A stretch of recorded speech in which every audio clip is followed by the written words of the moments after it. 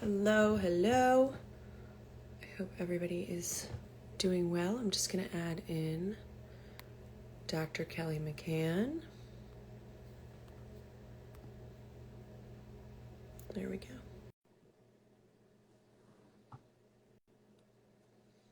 We are going to be talking about my favorite topic.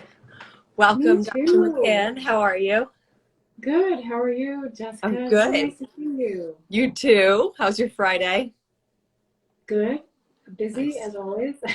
We have a hurricane off the coast here in New Jersey, so it's going to Oh be a lovely dear. weekend. Yeah, so I Oh think we're going yeah. to get right That's into it. I just want to introduce you to everybody. Kelly's CV is long, so we're gonna stick to the top line. Dr. Kelly is a leading expert in integrative functional environmental medicine. She's helped thousands of people on their journeys to wellness, from medical mysteries, chronic illness, hormone and thyroid concerns, GI issues, immune dysfunction, autoimmune disease, and these are just a few. Dr. McCann's worked with our products for a long time. She knows a lot about them, and I know she's worked with some of the most complex patients that we've sent you, and people that have come to you, and people who have just relayed back to us how much you've changed their life. So her practice is in Costa Mesa, right? that's correct. Costa Mesa, California, which Cool. is in Orange County between LA and San Diego. And the practice is called the Spring Center for Wellness, right? The Spring Center. Yeah. Cool. Nice. So let's get right into it. I think something we get asked all the time, PC is one of these things that's kind of difficult to understand, right? And I don't think we tend to think of the 70 plus trillion cells in our body. We don't think of the health of those cells. And it's such a critical, cellular health is such a critical part of not only healing from complex illness, but dealing with autoimmune diseases, which, as we all know, are on the rise, dealing with aging in general, and longevity, and the state of your health as you age. So how do you describe PC? I know that I describe it as this kind of wall that protects your cell, but how do you typically describe it? Actually, I talk about it as it is one of the building blocks of each and every cell. So if most people had cell biology at some point in their life, high school, college, and we all remember the cell membrane, which is a lipid bilayer. And on the outside of that cell, the majority of the constituents are phosphatidylcholine. There's some other things too, like cholesterol and another molecule called sphingomyelin. And then on the inside of the cell, we have other phospholipids with long names like phosphatidylmethanolamide and phosphatidylinositol, phosphatidylserine. But the PC on the outside of the cell membrane is the one that's most important.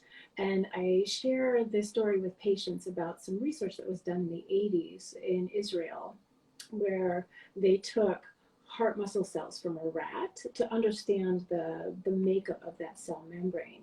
And they put the heart muscle cells in a petri dish. They allowed those heart muscle cells to collect together, and they started beating about 160 beats per minute, which turns out to be a normal heart rate for a rat. So they're doing it, their job. They looked at the ratio of the phosphatidylcholine to the sphingomyelin in that cell membrane, and it was 80% PC and 20% sphingomyelin. They let the culture grow, and now 2 weeks of age, the cells are starting to die, maybe even only beating 40 beats per minute, and the ratio had shifted. Now it was 50% phosphatidylcholine, 50% sphingomyelin. The cool thing was that they put phosphatidylcholine into the culture, and overnight the cells start beating 160 beats per minute. So PC is critically important for the function of a normal healthy cell. And even though we make phosphatidylcholine in our body, and clearly we have to because every cell in our body is made up of PC, we can take it as a supplement to do all sorts of miraculous things. One of the questions we got asked, which I think is such an interesting question, given the question was, given evolution, why is it that we can't get enough PC and phospholipids from dietary sources and from whole foods? And I think that it's a very noble effort to try to get all the nutrition you need from whole food sources, but there are some things that it can be very difficult to get because of the way our agricultural practices have changed over time and just the use of so many different toxins with food and food production. I know for me being pregnant, I eat eggs a lot, but my understanding is eggs have a higher ratio of sphingomyelin. Obviously, what Dr. McCann is speaking about is you don't want that high of a ratio of sphingomyelin to PC as we age. Apparently, when we're born, you have a very high ratio of PC compared to sphingomyelin. As you age, that swaps, and you see much higher rates of sphingomyelin in people who have chronic heart conditions and heart disease. So I try to, you can get it from some dietary sources, but it's difficult too. And these days, I think it's getting harder and harder.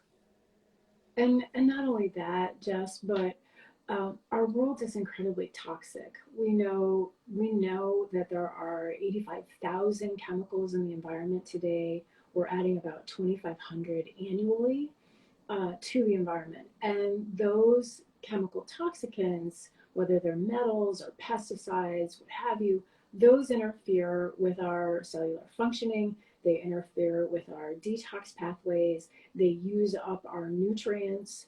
And so we need to replenish these things in higher amounts in our bodies now, above and beyond what a healthy diet might be able to afford us.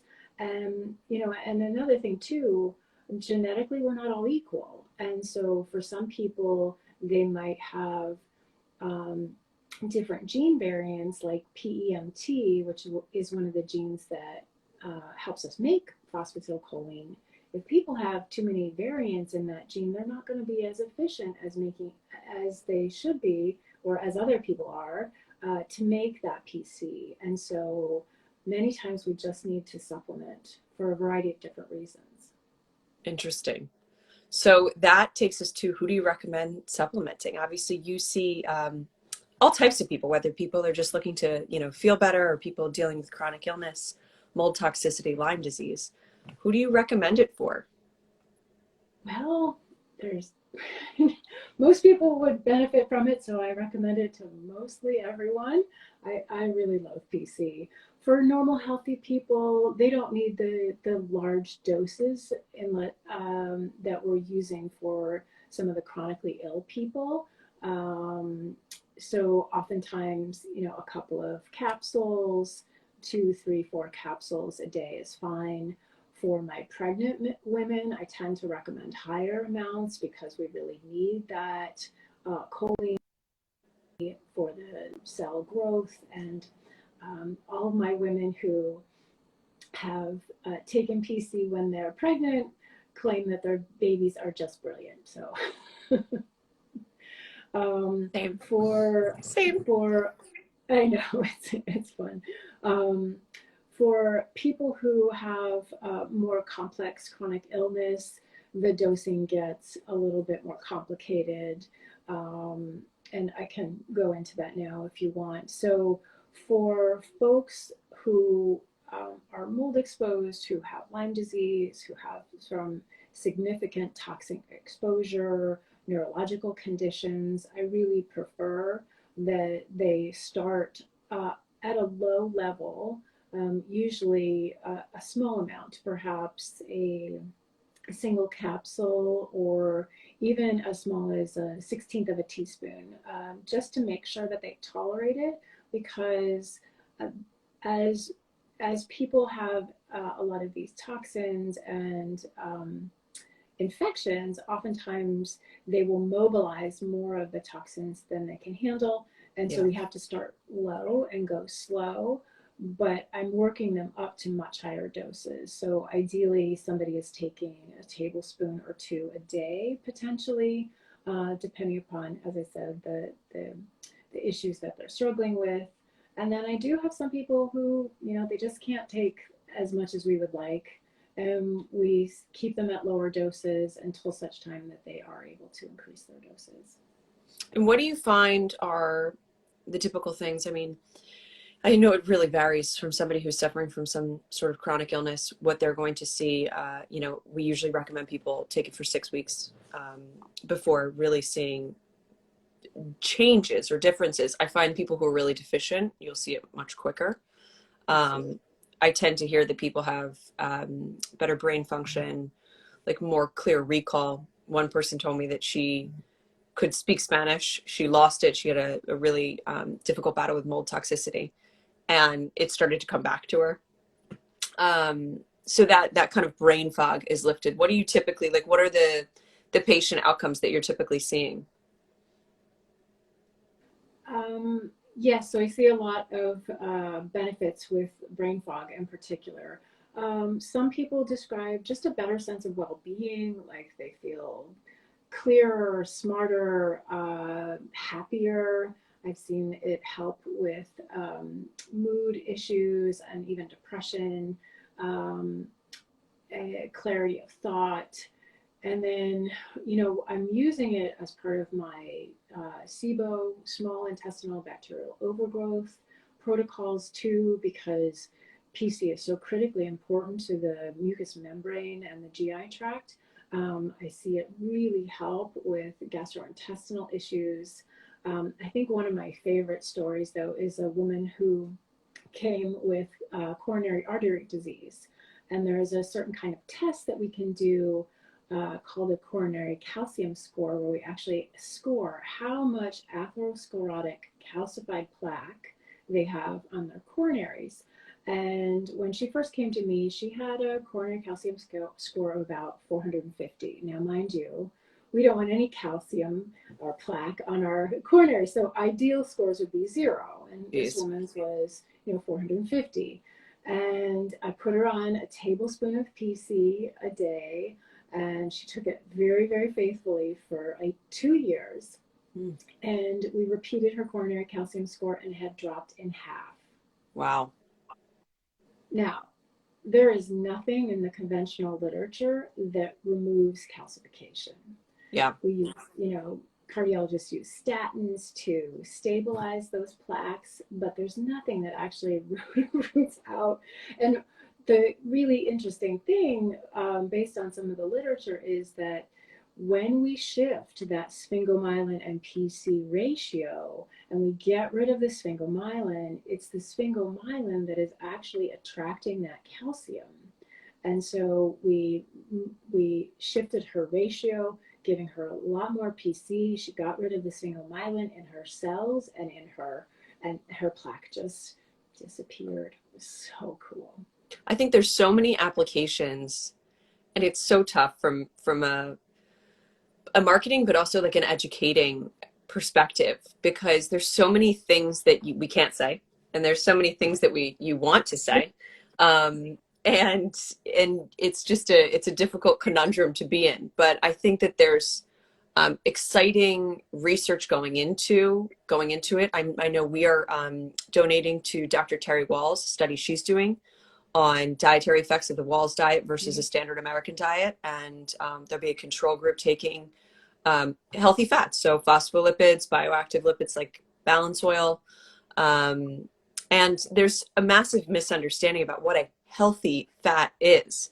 And so it's interesting to hear that somebody who would be prone to a heart disease issue and a heart issue would be taking fats, but it's still difficult for people to register that there's really a massive difference between all these fats. So it's, I think it's great to hear stories like that. And I think it just is really important that people hear things like this.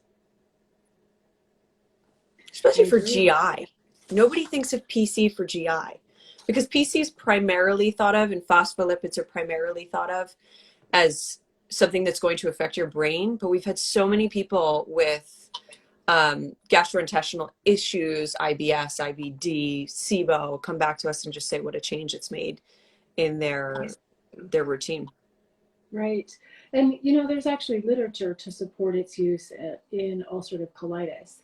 And, one of the things that's important to remember is that in the mucous membrane, in the GI tract, 90% of those phospholipids in that mucous membrane are PC. And the research that was done with ulcerative colitis in particular found that even with people who had, sort of stable ulcerative colitis, they were often, 60 to 90% deficient in their PC content in their mucus layer. So we know that we desperately need phospholipids, in particular phosphatidylcholine, for gut health. And yeah, as far as I know, I'm one of the few people who use it with SIBO on a regular basis. And I've just found it to be profoundly helpful with my SIBO patients, as well as any gastrointestinal issue patients. Great to know. So I think I have so many questions. We had a lot of submissions for this one. I think we should probably hop into some of the questions. We definitely, we've covered dosage, normal person versus health. Somebody who's healthy are 2 capsules enough? Let's say you're aging, you're concerned about your brain health, is 2 capsules enough a day? If you're concerned about brain health and you're aging, I would strongly encourage you to take more than 2 capsules. And 2 capsules is 1,300 milligrams. Even if you switched to the liquid and you were doing a single teaspoon, that's 3,000 milligrams. And many of the studies are looking at around 6 grams a day for neurological things. That's a lot of capsules. Yeah. So the liquid is always more cost effective for people. And I know, it's not the most pleasant taste. I can't eat it off a spoon. I encourage patients to put it in a smoothie, and then you can put, protein and lots of other medical food and things in it too. So that's a great way to get the liquid in if you're wanting to do higher doses. I will encourage patients, if they really don't want to do the liquid, to do maybe 6 to 8 capsules a day. Again, this may be something that you could pulse if you're worried about aging issues. So you take, 6 capsules a day for a couple of months, and then you back off a little bit to 3 or 4, just to save a little money and things like that. But yeah, really, the more that we're able to take, the better off we'll be ultimately. Yeah. I think when one of my favorite studies came out, I think it was out of Finland, and it was looking at, I think, around 15,000 people taking dietary phospholipids. So they were taking increased diet of specific lipids, and there was a decrease in dementia that was just massive across the board. So it was really fascinating. Now their intake was much higher, and I think a lot of it came from eggs. So then you may also have other issues consuming that many eggs, which is why supplementation is often quite prudent, because it's just phospholipids. It doesn't have all the sphingomyelin in it that you don't want. We always get this question, liquid or pills. I think it's really a personal preference. It also greatly depends on what your experience is. And if you are suffering from chronic illness and looking to restore the gut and work on, very specific things, you can make these smoothies and have that as part of your daily regimen. But liquids are definitely going to be more affordable, easier to take than taking handfuls of pills. But even me personally, like sometimes I just can't take the liquid and I have to just take a handful of pills. So it really depends. Me too.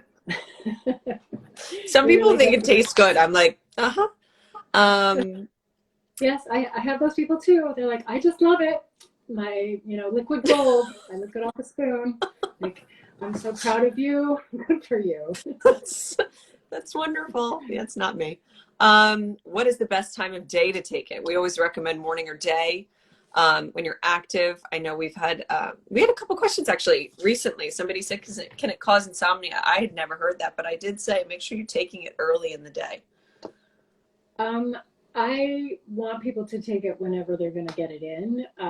Honestly, I usually take mine in the afternoon, sometime after lunch when I'm thirsty. So I, throw back my 8 capsules and drink a lot of water. That's what works for me. I haven't found that it's necessary to take with food, without food, or anything like that. Whenever you're going to get it in is when I want people to take it, because I'm much more concerned about them taking it. Being consistent. Yeah, and being consistent, absolutely. I haven't really heard insomnia being caused by PC. Certainly it's possible. I suspect then that there might be some detox reactions that are happening. And yeah, certainly if that ever happens to someone listening, please, you know, move it to a daytime and maybe to reduce the dose a little bit until you feel like you stabilize. Yeah, until you build up.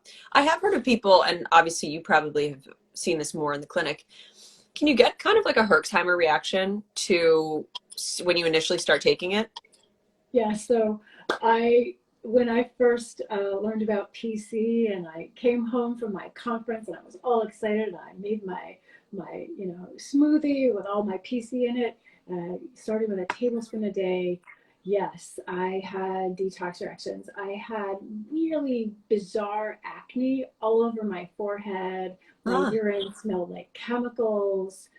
I was just, it was appalling actually. So, I learned, okay, yeah, low and slow is really the best way to go build with up. anyone, no matter how healthy you are. It's always safest to start with lower doses, like one capsule or, half a teaspoon, and then work your way up. Yeah. I think people don't think of it as a detoxification supplement, but it does work that way. And it's not like a Absolutely. binder or anything like that, but it does have detoxification element to it that helps to kind of flush out a lot of the toxins that are in the body. Exactly. So here's my little visual. And here's my cell, right? Now my pen is a toxin that is sitting in the cell. And when you take PC, it cleans out the toxin and it heals the cell. But then the body has to take that toxin outside of the cell and get it out. And if you're taking too much PC too quickly, you will mobilize too many toxins out of your cells and you might not feel well. And that is absolutely not what we want. So yeah, low and slow. Makes sense. Makes sense. All right. So let's see. Oh, this one I liked because this is, I have a personal experience with this one. Would PC be helpful for long haul COVID? Any other recommendations for that? Yes, actually, PC does make a lot of sense for long haul COVID. For a variety of different reasons. It will stabilize the cell membranes. And not only that, it stabilizes mitochondrial membranes. So I would certainly think that PC would be incredibly helpful, because we're thinking that long haul COVID is an inflammatory state, perhaps a mitochondrial issue, and so PC is my go-to for things like that. And and again, I would treat it with, as we've been talking about, you start low and you work your way up. And of course, there are many other things that we know work for mitochondrial dysfunction as well as inflammation. So some folks are thinking that mast cell activation is being unmasked by COVID, and so doing the things that are going to help treat mast cell activation, potentially like low histamine diets, antihistamines, things like quercetin may be helpful. Um, I recently read a study about high dose thiamine, which Mm. was really interesting, dosing like 500 milligrams 3 times a day of thiamine, which is just B1. Nicotinamide or niacinamide can also be useful for long COVID. Personally, I've been using ivermectin, which you would need a prescription for from a clinician, and I found that to be helpful too. But yeah, PC for long haul COVID would be great. Yeah, I think What was the your role that story? PC plays with mitochondrial health is really important. I think that for me, even though I take so much PC, I had such a reaction post COVID. Mine was primarily because just gut dysbiosis stress, you know, things that I hadn't been working on for so long. And I was, you know, pregnant breastfeeding and not necessarily thinking of my health enough. And then I got COVID and it turned into post-viral subacute thyroiditis, which was a blast. You go hyperthyroid and then hypothyroid. So it's just fascinating how a virus can affect you like that, but also just to get a better understanding through the whole healing process of that, of mitochondrial health, mitochondrial dysfunction, gut health, how the gut plays a role in your thyroid health, and all that has been really interesting. Also SIBO, because I took antibiotics when I had COVID, so it was really interesting how it all came together. So a lot there, but I think PC definitely helped me post-COVID. We talked about PC and gut health. Can PC be helpful for vitamin D deficiency? I haven't heard that one before. So actually, I looked it up because I thought that was kind of interesting too. It turns out it's the other way around. So when you are vitamin D deficient, and then that also causes a deficiency of PC. So it works the other way. So you want to make sure not only are you taking your PC, but you're taking your vitamin D too, which of course is going to be helpful for all sorts of things. Vitamin D is technically not a vitamin, it's a hormone. It has immune modulating effects. It has anti-inflammatory effects. You know, we should be, unfortunately, supplementing with vitamin D. I find even here in Southern California, where it is sunny the majority of the time, most people, if they're not supplementing, are barely sufficient in, you know, high 20s, low 30s. And so we do need to supplement, and that will also help the, you know, total body amount of PC. And then you can supplement with PC too, of course. Yeah, I was really surprised to see when I tested my vitamin D levels that they were low, and I was out in the sun really trying to get my like at least 20 minutes to an hour of sun a day, but it can be really tough. And being pregnant, it's really hot and I don't want to sit in the sun all the time, so I am supplementing this time. What do you recommend for people who struggle to digest PC?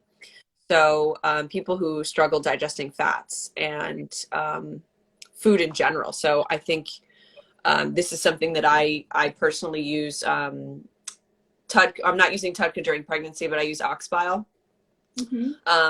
I have a history in my family of gallbladder issues. My mother had her gallbladder removed, and I'm trying to avoid that. And I do not break down fats well. So what do you recommend? Do you recommend TUDCA and ox bile together, or do you do one or the other? What do you like? You can do them together, certainly if you're not pregnant. I also make sure that people have adequate digestive enzymes too, in addition. Are there any specifics that you like? Because we get asked this a lot. Yeah, so I use Critical Digestion by Enzyme Sciences, Enzymatica, and they do have a commercial available one. I also use Enzalase by Master Supplements is one that I've liked a lot. Cool. And it's helpful for metabolism of alcohol, it turns out too. Good to know. So just a little free fact there. But in actuality, the phosphatidylcholine should help with fat absorption. So when I looked it up on the on PubMed, there were a couple of articles saying that you really do need to have the phosphatidylcholine, which would help with fat absorption. So it's kind of interesting that we have difficulty with it when we're having trouble with fats, but it's actually what we need. I think, again, you know, I've said start low and go slow. And then I saw a comment like, what does that mean? So I'll say it again for those of you who didn't hear me the first time. A single capsule, or maybe an eighth of a teaspoon, and then slow depends on increasing that at the rate which you can tolerate it. So for some people, you could increase it by 1 capsule every week. For some people, they need to increase it by a 1/16 of a teaspoon every month. I mean, it really does depend. And I think the same thing would be with the fat malabsorption issues too. Now, there are some gallbladder flushes that are out there in the popular press that may or may not be helpful for people. I will often encourage folks to do coffee enemas if they're able to do that, to try and get the gallbladder to dump bile. So those are some things that people can do along with the TUDCA, the ox bile, and maybe even some bitters while they're eating would be helpful too. Yeah, I think those are all really good points. I think sometimes it's just difficult when you've gone through a lot of health things, and even if you think you're okay, but you're realizing you're not actually digesting things properly. I think the other thing that PC underestimate as a supplement for is non-alcoholic fatty liver disease. So sugar consumption is at an all-time high, and we're seeing rates of just liver issues through the roof, and PC works so well for people who have so many liver issues. So it's definitely one thing for if you're having trouble digesting fats. I mean, there are different things behind that as well. Right. Yeah, that's a great point. Right. I love PC for liver. Can PC help with POTS? That one I don't know. I had to look this one up. There was actually a study out of in 2014 prior to COVID, but they took special kinds of cells from POTS patients, and they found that when you gave those patients those cells had low levels of choline and betaine, which are osmotic regulators. And so giving choline in the form of phosphatidylcholine to these cells, at least at a cellular level, did help improve the POTS and the osmotic regulation. So that was really cool to at least have a cell study that reinforced this idea that phosphatidylcholine would be helpful for POTS. And certainly when we're thinking about PC, we know that it helps with neurological conditions in general, it helps with brain fog, and so it stands to reason, even if I don't have a study yet to prove it, that it would be helpful for POTS because it's going to help heal that autonomic nervous system dysfunction. Yeah, makes sense. How does PC help with autoimmunity and autoimmune reactions? It helps at a variety of different levels. So my image of mobilizing the toxin is one of the ways that I think that it helps. There might be other mechanisms too. Sometimes with the autoimmune issues, you get a flipping of the cell membrane, and so the cell membrane is distorted. And so then by taking phosphatidylcholine, that will help restore the normal healthy functioning of that cell membrane, which will then enable the cell to function normally and help calm down that autoimmune attack. So yes, every patient in my practice with autoimmune issues is on phosphatidylcholine. I just find it's critical to their health and well-being. Interesting. I'm going to go through some other questions that we've had. Holistic Pure Joe. We just talked about liver function. Yes, PC definitely helps with liver function. Does it help with postpartum thyroid issues? Well, I think didn't you just say that? Yeah. I would say yes. So Jess's own story as testament. Also for your thyroid condition, make sure you check out your gut. It's a part that I never thought of. And it was so eye-opening to me when I learned about the connection between gut dysbiosis, leaky gut, intestinal permeability, and your thyroid function. So that is definitely something to look at. We cannot answer this question. Does PC affect cancer prevention? Definitely can't make claims about anything curing or preventing anything. I don't know what I can even say there.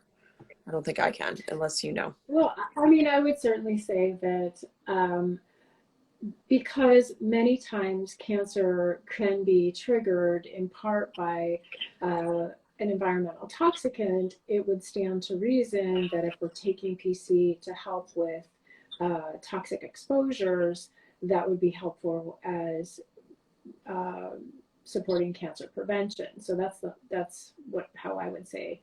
There was a study out of Russia in 2004. While you're looking at that, I'll just share. There were some people who were occupationally exposed to heavy metals, uranium, lead, mercury, and those people received either standard of care or PC. And the ones who were in the study group had less fatigue, less anxiety, less shortness of breath, sleep problems, and improvements in their blood count. So their white blood cells, their red blood cell count. So there's a situation where a toxic exposure can be treated by PC in the literature. And there is a test out of Germany from a lab called IGL, which we have used in my clinic and in a couple of my other colleagues' clinics, where we do the IGL test, and what it tells us is what is the toxic insult epigenetically, meaning what is the toxic insult sitting on the DNA and sitting on the mitochondria, and which DNA is it sitting on? So which gene is it sitting on? So as an example, cytochrome, let's do P53. So P53 is a gene repair gene. And if you have a toxin, like a mold toxin or a heavy metal, pesticide, sitting on your P53 gene, you are going to be less capable of repairing your DNA should it be damaged by radiation, oxidative stress, etc. And then what the test then does show is once we give PC and then repeat the test, we can see that the toxicant has been washed off the DNA or the mitochondria. Yeah. I've seen that myself. I know many people who have done the IGL test. They're only specific doctors. Feel free to shoot us a DM if you're interested in getting it. I can always put you in touch if you're not near Dr. Mccann or need somebody in your area. We can let you know. There are very few that do it in the States, but it's an awesome test. I mean, it's really quite incredible, the detail to which they look at what's going on in the cellular level and how toxins are affecting your nuclear and mitochondrial DNA. My favorite question, what makes PC different than other PCs out there? This is a question we get asked all the time. Why is yours so much more expensive than others? The history of lecithin and the way lecithin has been extracted and how it's been processed and sold is really quite fascinating. And the FDA will allow lecithin packed in oil to be sold as PC. So that will give you about 30% phosphatidylcholine, but it won't be liposomal. And so what does that mean? It means it's going to break down in your digestive tract into choline and triglycerides. It does not supply the cells with the phospholipids that your cells need for that cellular repair. It will not go through your digestive system. It will stop. It will not get into the bloodstream for cellular delivery. And so we extract ours very differently. And this is a question we get asked all the time. I did a video just to show some comparison that we'll share pretty soon.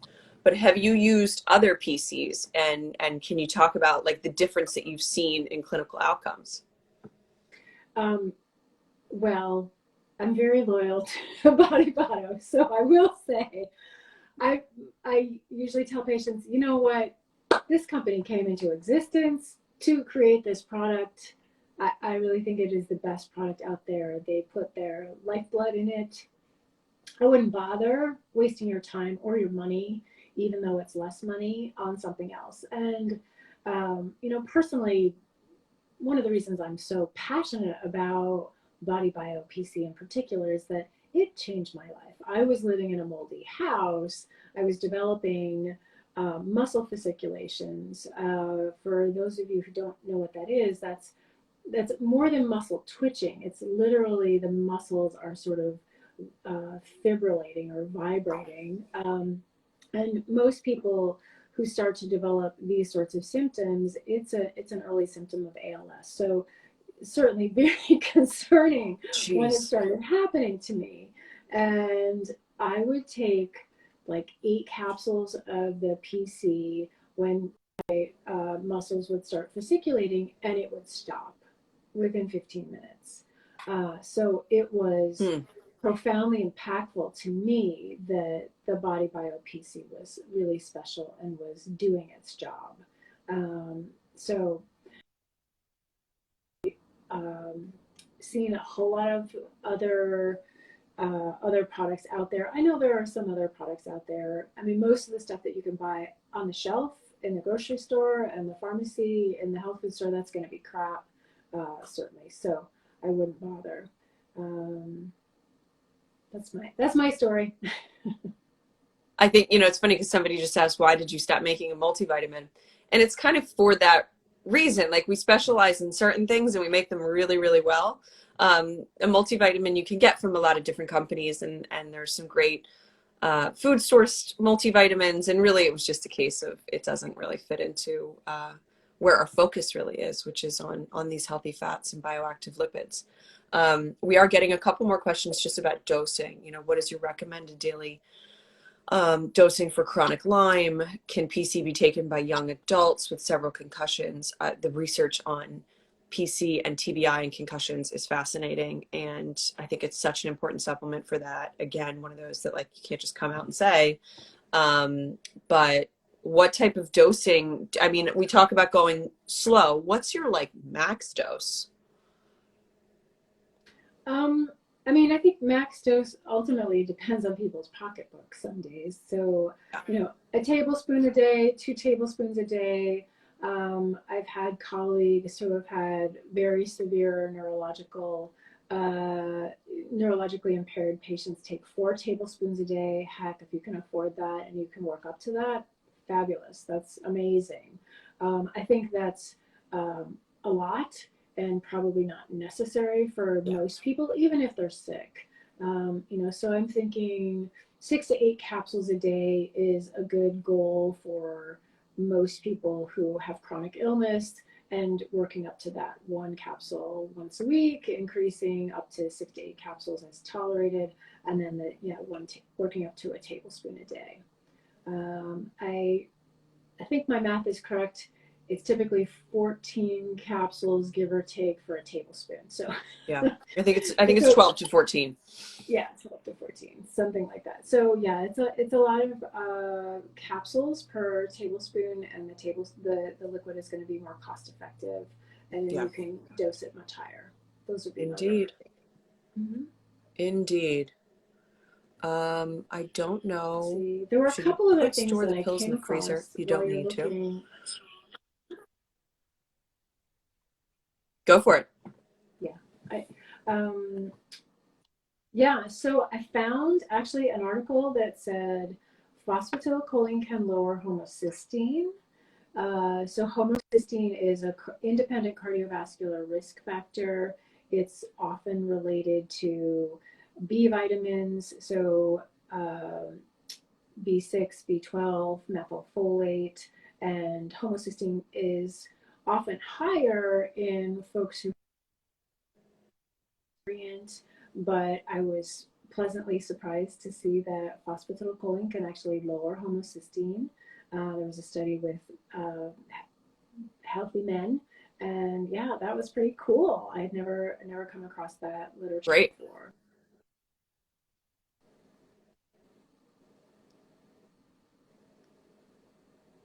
Yeah, that's really cool. I have not actually heard that one. PC, I'm just going to cross off some questions as they come in. PC does not need refrigeration. Smoothies, yes, we definitely have a lot of recipes, and we can post some more of these. It's really making it for yourself and what tastes you like. So I know for me, I love to add PC to a smoothie with usually like a coconut milk, or I'll just do water-based. I like to add in polyphenols like wild organic blueberries. I like to add in greens. I was working on getting rid of some high aluminum levels that came up on my IGL test, so I add in cilantro, which the mix of blueberries and cilantro and coconut is somewhat questionable sometimes. But, it really just depends on your health journey and what you can tolerate on a daily basis, I think, as well, like what you want to taste. Just remember that anything you mix with PC, especially in a blender, is going to lock into a liposome and go to your cells. So please do not mix it with some protein powder that has 4,500 ingredients and you don't know the source of these things, and you don't want that stuff getting to your cells. So be very cautious of that. Yeah, And so I think good medical foods, things like that. yeah, always just mix it with the good stuff. I think that's it for questions. So I encourage everybody who is listening to this now, and whoever listens to it in the future, will share it to stories. We're going to save it on our feed, but please follow Dr. Mccann. She's such an awesome resource and such a trusted BodyBio doctor. And we're so happy that you could spare some time with us on this Friday to share your love of phospholipids. My pleasure. This has been really fun, Jessica. Thank you so much. Thank you. Have a wonderful weekend. You too. Bye-bye now. Bye.